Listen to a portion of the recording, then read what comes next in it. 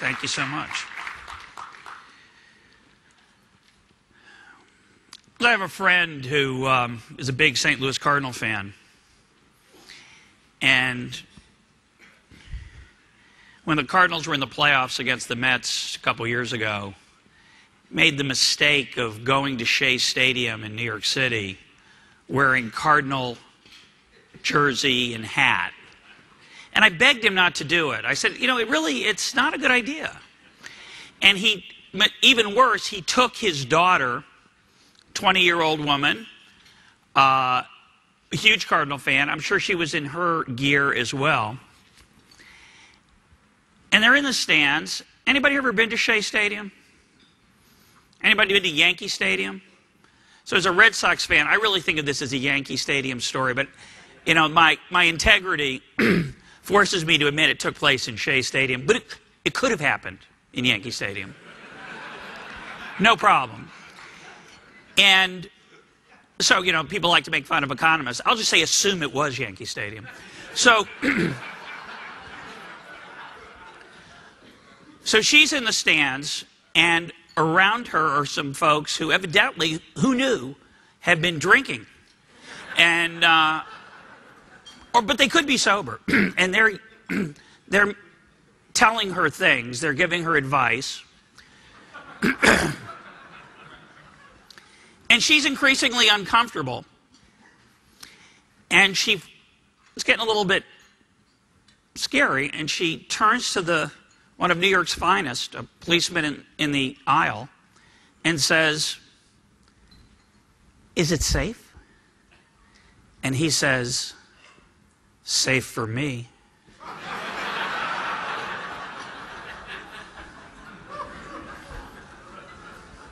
It's the way my friend told it to me. It's a great New York story, isn't it? I mean, it's just phenomenal.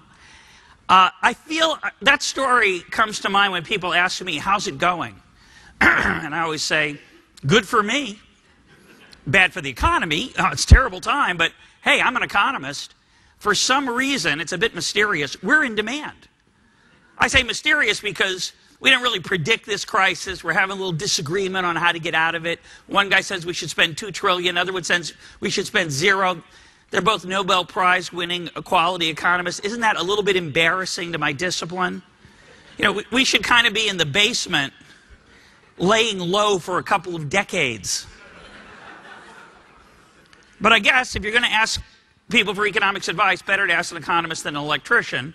So we do get an incredible amount of attention these days. So I'm going to talk for a little bit about the mess we're in. And if we have time, I'll be happy to take any questions that you might want to ask about this or anything else that's going on. You probably saw the unemployment numbers came out this morning. Good news, unemployment's down to 10%. Still double digits, but there are signs of improvement. The overall economy seems to be doing well. But I would argue it's way too early to say that we're out of the woods.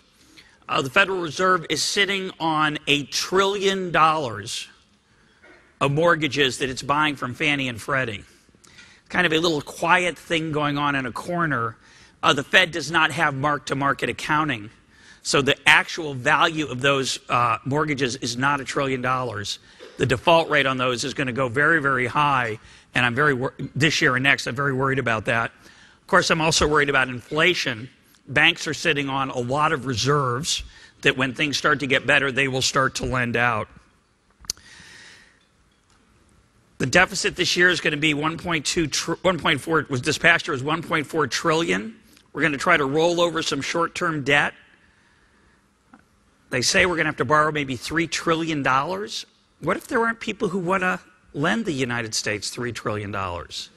We could default. It's not, I mean, it's a ridiculous possibility. It would have been absurd to say anything about like that 5 years ago. The probability is not zero anymore.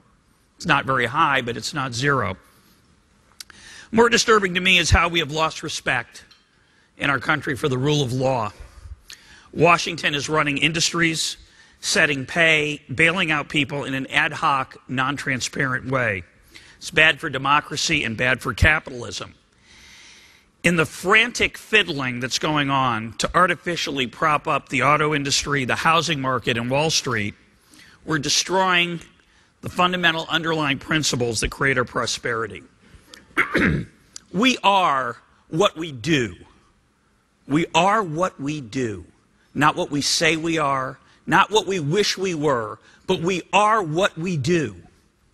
And what we do lately in the United States, unfortunately, is to prevent really rich people from facing the consequences of their actions if they work on Wall Street. Think about that for a minute. What we do in the United States in the last year and a half is to prevent Wall Street investors from paying the full consequences of their mistakes. That is destructive of capitalism. Capitalism is a profit and loss system. The profits encourage risk-taking. The losses encourage prudence. We have stripped away the loss part of that equation. And is it surprising that as a result we get more recklessness? That we get less prudence? In the financial sector, we have insulated people who made mistakes from the consequences of their actions. We have done that in a very subtle way.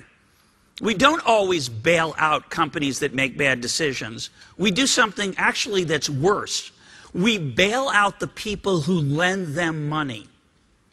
We rescue creditors to risk-taking institutions and make them whole. You may have seen recently that in the AIG bailout, $180 billion, that money, of course, didn't really go to AIG. It went to AIG's creditors. Goldman Sachs being the number 2 on the list, $14 billion. Did you see this? How many people saw that story or read the recent audit of that experience? Anybody see that?